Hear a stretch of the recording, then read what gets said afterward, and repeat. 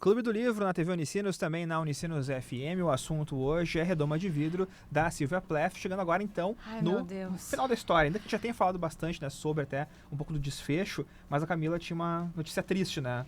Eu que vou ter que ser portadora, já eu ia ser, né? Já ia ser, né? Então, por isso que... Meu Deus do céu. Bom, enfim, daí a Joan morre. Enforcada. Ela se mata.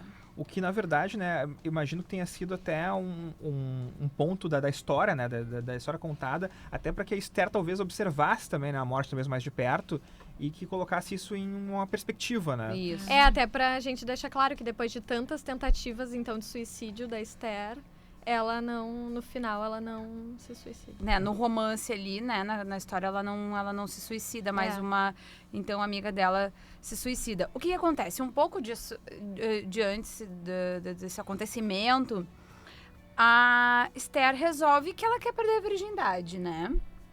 Sim. Porque a virgindade era uma questão importante para ela, era uma das redomas, assim, né? E aí, então, e era para muitas moças naquela época, né? Porque, enfim, elas queriam ter essa liberdade, né, com o seu corpo. E aí, então, ela pede para ir visitar um médico, então, para que ela tenha acesso a um tratamento contraceptivo. Que ali no livro, pelo menos nessa tradução, não fica... Diz como que era um contraceptivo, mas não explica qual.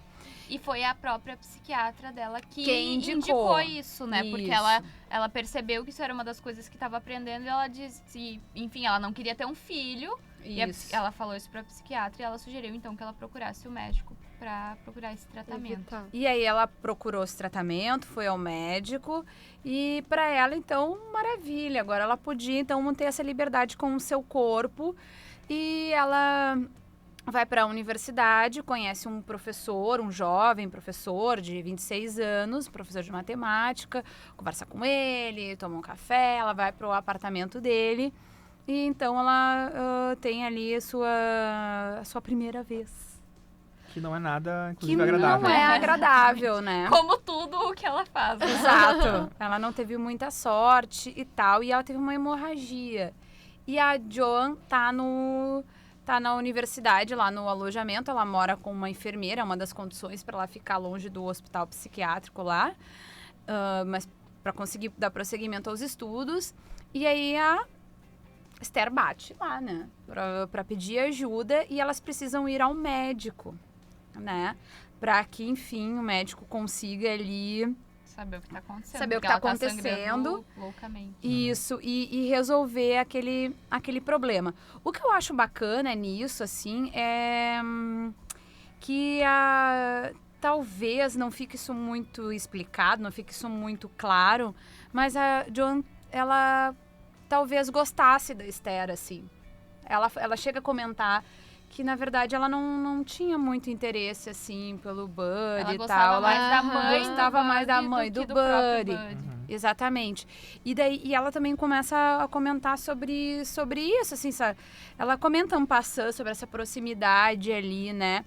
E até a Esther questiona a psiquiatra dela em certo momento, né? Sobre essa questão de uma mulher gostar de outra mulher. Sim. E o que uma mulher vê em outra mulher, que a não Esther... vê num homem. E não vê num homem, a Esther pergunta pra psiquiatra. E a psiquiatra responde, ternura. Né? Então, e eu acho interessante que quando acontece essa morte da Joan lá, a Esther também questiona a psiquiatra. Nossa, será que foi culpa minha? Também pensa sobre isso, né? Porque a Joan fala que ela estava naquela clínica porque ela começou a ler as notícias a respeito da Esther. Isso. Sim. Mas se for ler também, a gente pode até fazer uma leitura talvez mais metafórica, né? Que como a gente eu, por exemplo, via muito a Joan como uma figura muito parecida com a Esther, quando a Joan morre, talvez seja também um pedaço da Esther que morre, né? O pedaço, talvez, que queria tanto cometer suicídio. Terminar a sua vida, né? Então, a partir do momento que a Joan morre também, a Esther parece que dá claro, com todo o tratamento que ela tem e da Alina, parece que ela dá uma pequena melhorada, tanto que ela pode, talvez, sair, né, da clínica. O livro termina com isso, né? O livro termina ela entrando na reunião sala dos médicos que vai definir se ela vai poder sair voltar ou não. Pra universidade ou ter que ficar na clínica. E outra personagem que reaparece é o Buddy, né? Que vai visitar ela ali na clínica.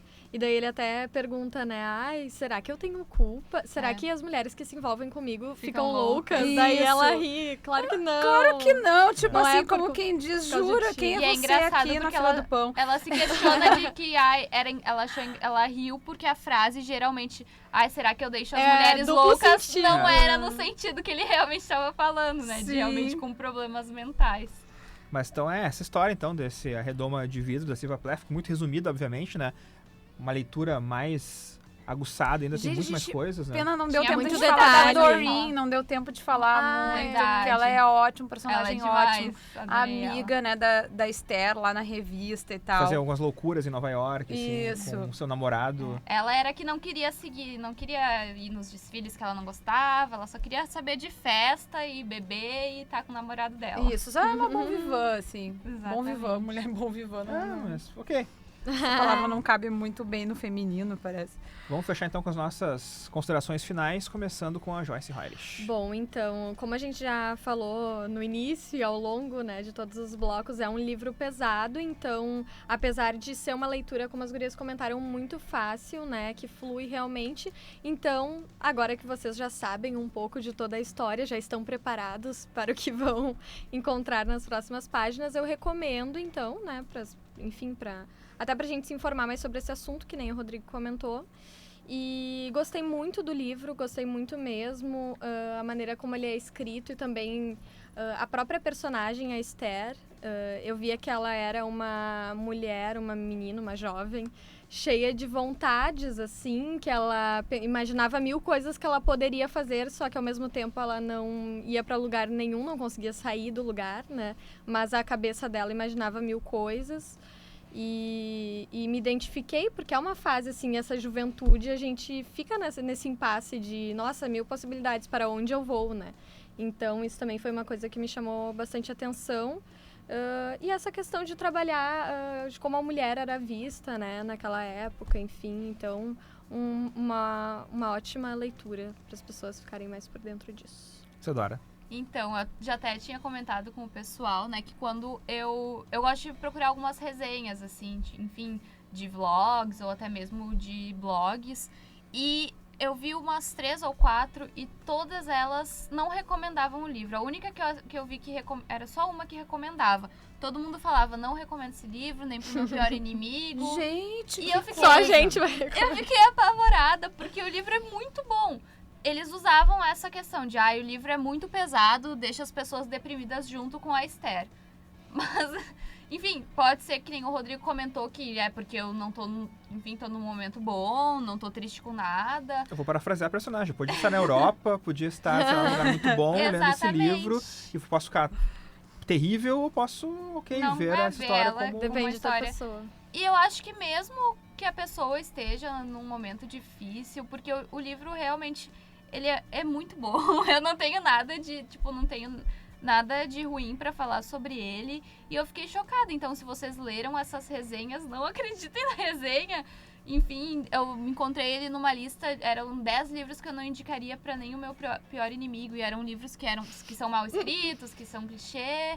E tava ele no meio e eu não entendi. Olha, eu não concordo com essa lista. Exatamente, eu não entendi, porque o livro realmente... Porque os livros, eles estavam lá porque eles eram mal escritos. E de mal Não é o escrito, caso. esse livro não tem nada, né? Enfim, a autora maravilhosa e eu recomendo, então, o livro. Mas saibam que é um livro pesado. E no início, que nem o Rodrigo falou, a gente, a pessoa vai começar a ler e pensar, é um romance bobo, que Eles não tem exageraram. nada de pesado. Exatamente. Mas... Espera chegar no capítulo 11. Espera o capítulo 11, que é o baque da história. Mas leiam, com certeza eu recomendo pra todo mundo. Camila. Eu fico pensando, assim, às vezes, não sei o que acontece na cabeça das pessoas. Sabe, a nossa vida não é bolinho, entendeu? A gente passa por várias coisas ruins. Tem coisas boas, tem momentos felizes, mas a gente tem fossa, a gente tem depressão, a gente tem dias ruins. E eu acho que também faz parte da nossa vida encarar isso, inclusive através da literatura. A gente tem que ler esse tipo de coisa. A gente não pode só ficar no mundo do País das Maravilhas, sei lá o quê, Não pode sabe? ficar só vendo ursinho carinhoso tomando Maltine, né? Não dá. Sabe? É muito bom, mas a vida não se trata só disso. E eu achei esse livro espetacular. Eu não concordo com essa lista da Isa, assim como a Isa também não concorda. É um livro... da Isa, não é não é da gente, não é. eu recomendo. É uma lista que a Isa viu por aí. Mas o livro é muito legal e eu ainda fico impressionada, volto a dizer aqui, com essa coisa de que alguns questionamentos que a Esther tinha no livro, a gente ainda tem, nós mulheres ainda temos. Que bom que alguns avanços foram feitos, que a gente tem mais liberdade com o nosso corpo, que a gente tem mais liberdade para escolher aquilo que a gente quiser. Porque se a gente quiser priorizar a nossa vida profissional, a gente vai poder priorizar. Se a gente resolver priorizar uma vida de família, ter filhos, a gente pode. Ou se quiser conciliar também, por Se que quiser não? conciliar, também pode. Não existe mais, assim, uma convenção, uma coisa tão rígida quanto era naquela época. E por isso que não é surpreendente que as mulheres pirassem, que as gurias pirassem naquela época. As mina pira. Não tem, sabe? Então, é bem possível mesmo que isso aí colasse as placas, assim, da cabeça da menina mesmo. Mas a gente ainda tem muito que trilhar ainda em relação a uma igualdade de gênero. É interessante ler esse livro agora no clube, porque a gente já leu vários livros aqui, romances de formação, mas com personagens masculinos, né? E esse é um personagem feminino também, então isso é curioso também, poder ver esse outro lado também. E várias das histórias que a gente leu de romances de formação também se passavam nessa época. Então, é legal, talvez, esse livro fecha talvez um ciclo também aqui dentro do próprio clube de história de formação de personagens diversos. E esse personagem é um personagem riquíssimo, vale muito a pena ler, como todas as meninas falaram aqui. É um livro pesado, mas é necessário, é interessante ler. Realmente não dá pra ficar só lendo piadas ou só lendo revistinha Final feliz. Lá, ou só colorindo, né? Não, tu tem que ler uma história forte que te diga alguma coisa também. E eu acho que a Sylvia Plath diz muito nesse E nos Redondo faz de Vidro. refletir muito também, né? Isso é verdade. Então, Joyce Hoyres, Isadora Meyer, Camila Keu. Obrigada. E até o próximo Clube do Livro, então, na Unicinos FM, também na TV Unicinos. Se você curtiu nosso programa ou quer assistir novamente, youtube.com/TV Rádio Unicinos, também temos por ali. Tu pode ver todos os clubes desta e de outras temporadas também. Até o próximo programa, então. Um grande abraço.